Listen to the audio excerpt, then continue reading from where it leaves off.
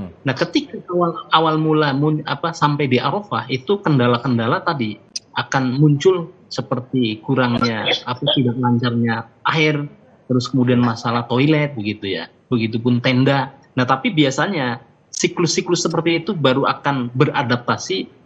Hitungan saya itu 1 kali 24 jam baru kemudian stabil. Artinya besokannya baru kemudian masalah distribusi makanan baru lancar. Begitupun ketika tadi dari Arafah jamaah digeser ke Musdalifah. Nah, memang titik ini adalah titik yang paling krusial.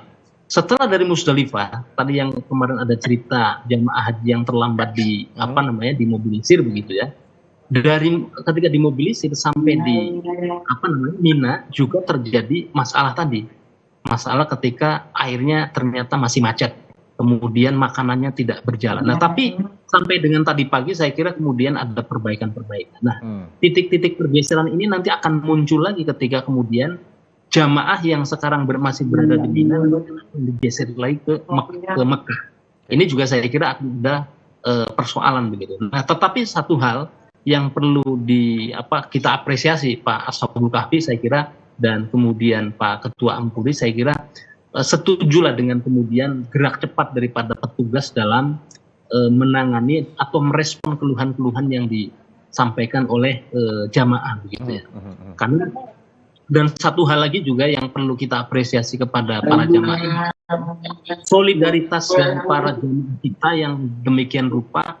Saya misalnya ketika habis dari Jamarot lempar jumroh, baik berangkat maupun pulang, itu betapa masyarakat kita sangat solid dan sangat saling membantu, saling bahu membahu. Yang tidak mampu berjalan itu dipapah, diberikan minuman, diberikan bagi mereka yang belum makan ditawari makan. Ini saya kira sangat membantu petugas. Penting banget ya. Betul. Karena apalagi sering saya bilang bahwa kesuksesan haji itu kan ada 3 faktor. Yang pertama adalah soliditas daripada petugas dengan petugas, yang kedua petugas dengan jamaah, dan jamaah dengan jamaah. Nah, beruntung tiga pilar ini yang menjadi pilar penting menghadapi situasi layanan masyarakat yang saya kira perlu kita evaluasi besar-besaran oleh Pak Ashabul Kahfi dan tapi dengan adanya solidaritas tadi saya kira menjadi cukup terbantu dalam mengatasi persoalan yang kemarin terjadi. Untuk solidaritas para PPIH tadi, kemudian juga para tim MOS di sana. Sebenarnya ketika masalah terjadi ya itulah ya, kita sama-sama membantu para jemaah haji, apalagi kita ingat banyak juga lansia ya tahun ini yang harapan kita bersama kan menjadi haji yang ramah lansia begitu ya. Nah, saya ke Pak Ashabul Kahfi dulu boleh Pak, ini terkait dengan evaluasi koordinasi juga dengan masyarakat tentunya yang tadi juga sudah kita bahas, sepertinya banyak bisa dibilang dalam tanda kutip miskomunikasi juga dengan masyarakat, karena ketika sudah di Arab Saudi masyarakat ini kan memegang peranan yang besar begitu ya. Kalau Pak Ashabul Kahfi sendiri melihatnya harus apa sih nantinya ini evaluasi terkait dengan hal-hal seperti ini secara teknis juga akan dibahas tentunya nanti oleh DPR dan juga pemerintah agar kedepannya tentu ini bisa lebih baik lagi penyelenggaraan haji. Yang pertama tentu ya evaluasi besar-besaran ini perlu kita lakukan. Besar-besaran ya Pak ya? Nah, termasuk kehadiran masyarakat ini dalam memberikan pelayanan, di mana hak-hak jemaah haji itu kan banyak yang tidak terpenuhi, ada yang tidak terpenuhi. Sampai hari ini masih makanan tadi masih ada yang terlambat, air, tenda juga. Nah, sehingga ini perlu menjadi catatan kita. Nah, yang kedua begini, tahun ini kuota haji Indonesia ini kan adalah kuota haji yang terbesar sepanjang sejarah haji Indonesia, sejarah haji Indonesia ya. Saya kira perlu ada persiapan khususnya dalam menghadapi kondisi darurat. Ini yang sebenarnya kami sudah ingatkan kepada Kementerian Agama 3 hari yang lalu waktu kami kerja, agar mengantisipasi kemungkinan terjadinya kondisi darurat seperti yang terjadi di Musdalifah. Musdalifah ini kan sebenarnya di luar jangkauan, di luar prediksi kan. Nah, seharusnya dengan melihat cuaca yang begitu panas, sebenarnya kan untuk meminimalisir kegelisahan dan kepanikan jamaah pada hari itu, tentu dengan menyiapkan air minum sebanyak-banyaknya. Ya. Ini yang tidak ada. Karena itu disiapkan mulai dari pagi atau malam hari, di drop di atas lapangan ya, tempat mereka maghrib. Sebenarnya itu bisa kita atasi, tapi karena itu sama sekali tidak ada, itulah yang membuat situasi semakin kronis, jamaah panik karena tidak ada air minum yang tersedia di tempat itu. Itu yang pertama. Kemudian yang kedua, tahun ini memang jemaah haji lansia ini kan cukup besar Pak, 30%. Kurang lebih 67.000 jemaah lansia kita. Kemudian pada saat yang sama kebijakan Kementerian Agama tidak ada lagi istilah pendamping jamaah atau mahram.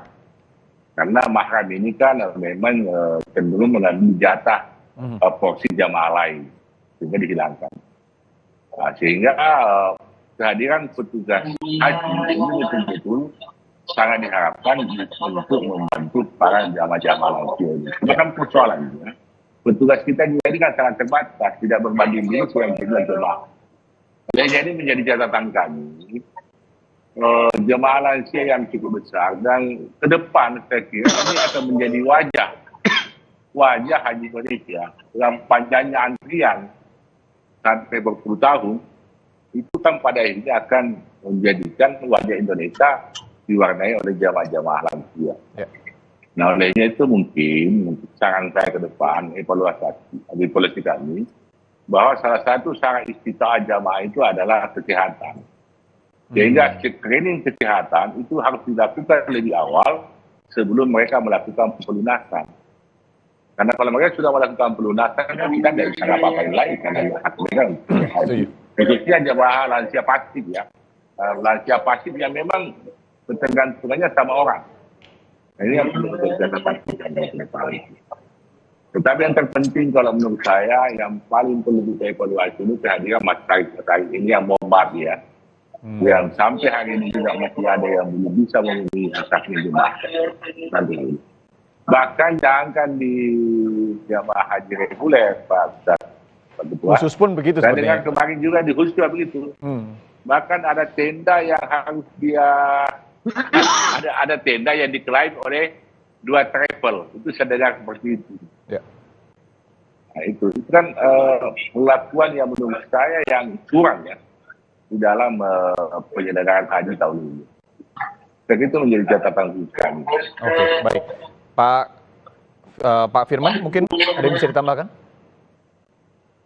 Ya, yang pertama adalah memang tadi sebagaimana saya sampaikan sebelumnya, tahun ini adalah tahun di mana kuota itu menjadi sempurna, lengkap, bahkan ada kuota tambahan. Jadi ini menjadi satu hal yang titik baru setelah pasca pandemi yang sebelumnya pengalaman tahun baru hanya 50%. Jadi memang terlihat sekali antisipasi plan B-nya tidak berjalan dengan baik.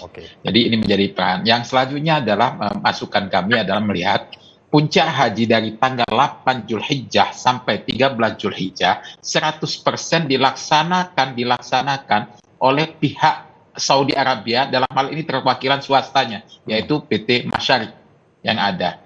Nah, ini juga mungkin perlu kita sama-sama evaluasi ya.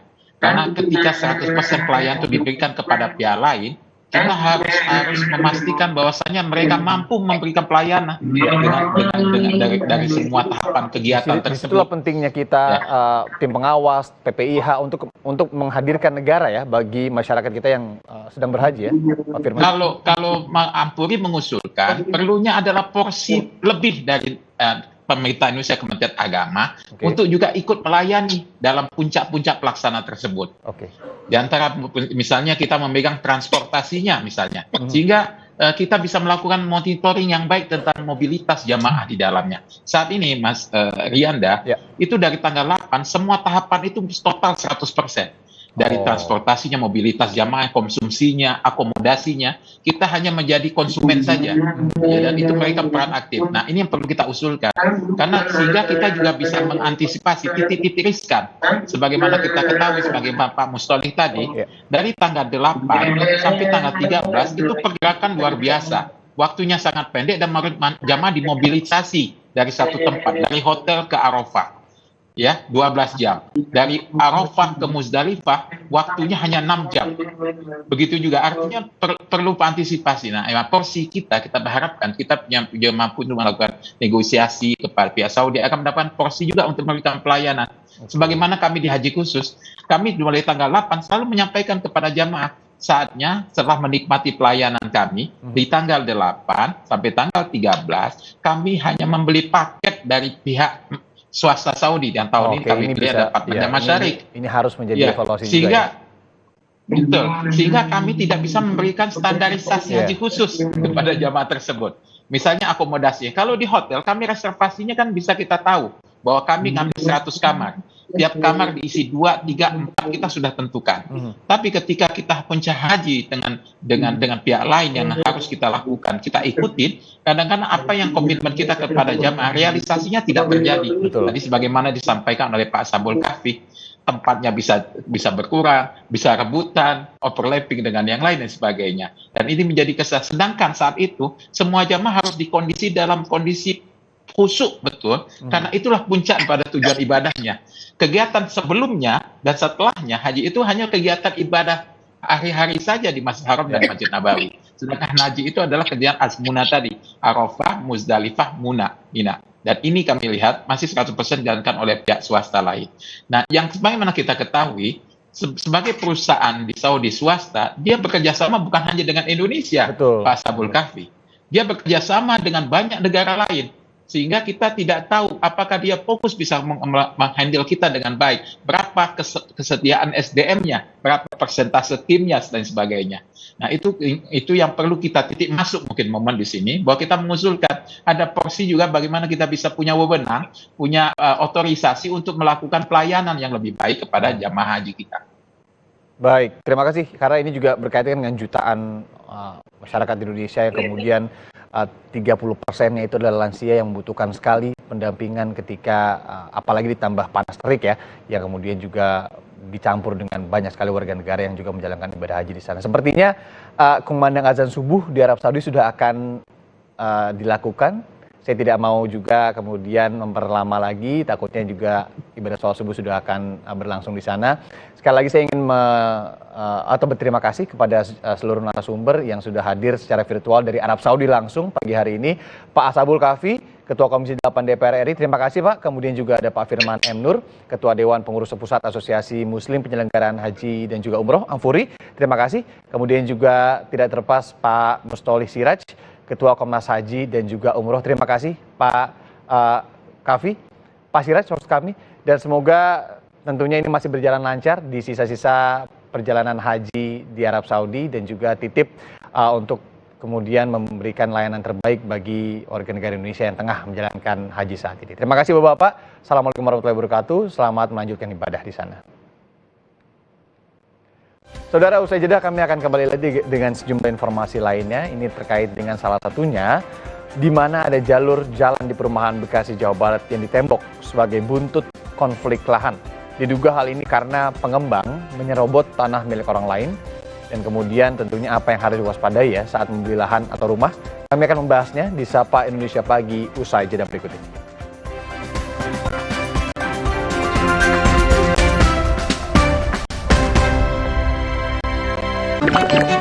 Nggak enak?